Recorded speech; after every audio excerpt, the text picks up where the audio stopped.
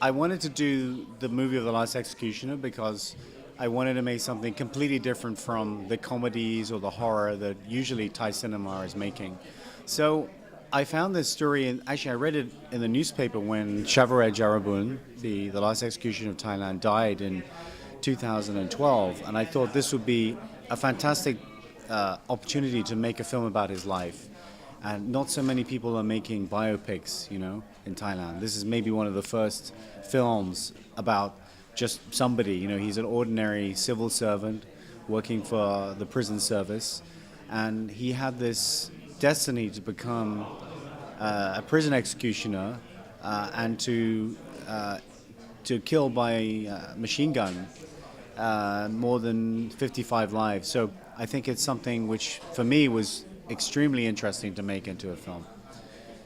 I liked also the contrast between a man who would hold a guitar as a young man and he ended up holding a gun for his later life. And I think this is, for me, a film about contrast and the conflict between bad and good karma.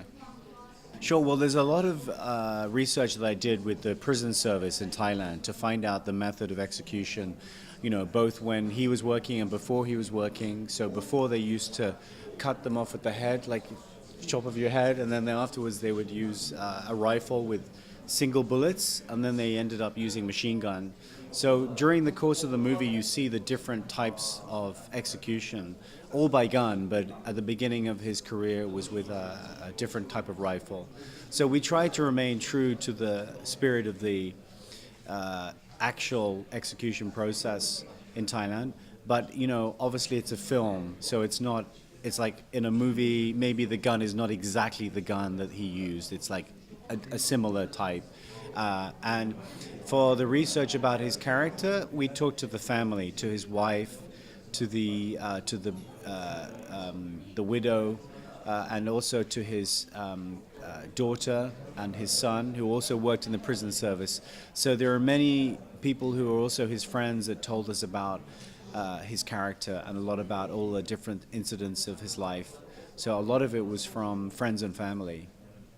Yeah, I think this film is quite universal in that a lot of different countries and religions can identify with what's going on in this movie, which is really about, the same aspects of guilt and sin, and even if it's Catholicism or Buddhism, it still applies, that it's that considered killing someone is considered a sin, whether in whatever country, and the idea that this man has to carry that weight on his shoulders is a real burden for him, and he's not only doing it for the state, but he's sort of doing it to feed his family. So it also brings kind of the bad karma onto his family, and he kind of was worried about that. He was very concerned that what he was doing was going to affect his sons or his daughter. So I think that the film can be quite universal in that respect. But where it's very specific to Thailand is in how he deals with the how he deals with the inner conflict. That is I think, very Buddhist of him. Trying to do good deeds.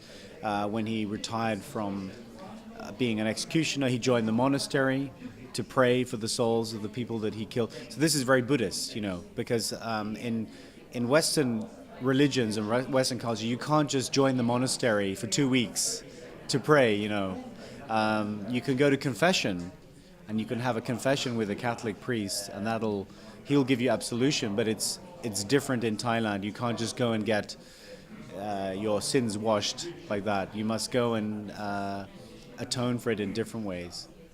The character of the spirit, played by David Asavanon, he's actually many different characters. He's not only is he a sort of Satan-type character, but he's also the angel of, I suppose he's an angel of God in a way, because he's also come to judge him, to see whether should he go down to hell or should he go up to heaven. So he's sort of like in the third act of the film, he becomes like his redeemer, I suppose, and he's the one that decides whether this man how he should maybe go into his next life, whether he's going to be born as a rat or he's going to be born as another human being. Maybe it's up to this spirit's decision. So he's a character from Thai mythology, and Thai mythology borrows a lot of different elements from Brahmanism, Hinduism and Buddhism. So they're all a lot of these elements are combined. And in my film, he's representing mainly the Yomaban character. We call him Yomaban because Yomaban is he's like the harbinger of death. So he's like basically the person who takes you from this world to another.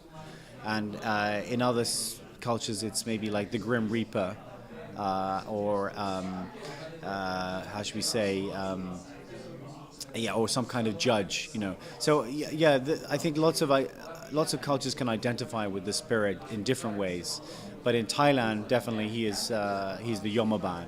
That's his character in the Thai mythology. Actually, the prison you see in the movie is Bang Kwang Prison, which is known as the Bangkok Hilton.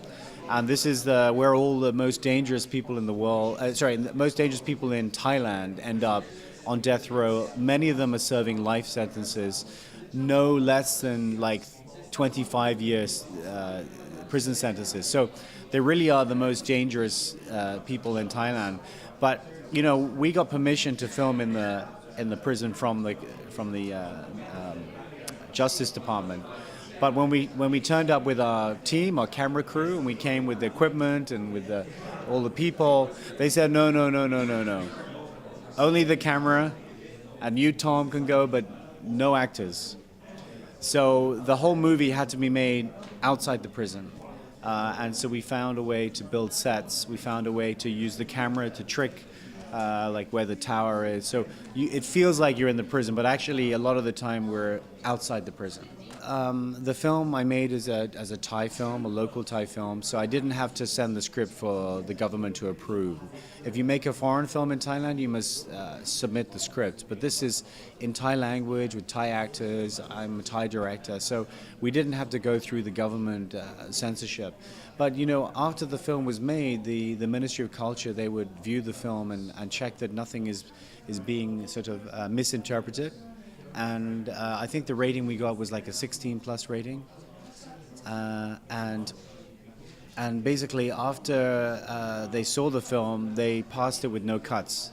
So I was very happy to not have to change the film I'd made, because a lot of times in Thailand, they will make you cut sequences. If you want to get a certain rating, you have to cut it out. And everything that I wanted to show ended up being in the film. So I didn't have any problems, no. It's a fantastic festival. It really brings all the filmmakers from Far East Asia together, and we all have different languages. So in my country, we make films in Thai language. In the Philippines, they make them in Tagalog. In Japan, they make them in Japan. So although we're from the same part of the world, we each have very different cultures and very different expectations. So the films that I'm seeing here actually inspire me because I watch films yesterday I saw a film from Ukraine, which is also part of the Far East, but you don't think of it as the Far East. And then there's also films from Philippines that I saw, the great film I saw yesterday. So it's really nice to have a festival that celebrates this part of the world's cinema culture. And I think it's the only one really that is significant and the only one that really respects filmmakers in such a kind of warm and caring way. I mean, every time I've shown a film, this is the second film I've shown here now, and I get a very encouraging response from the audience. So it's wonderful to be here.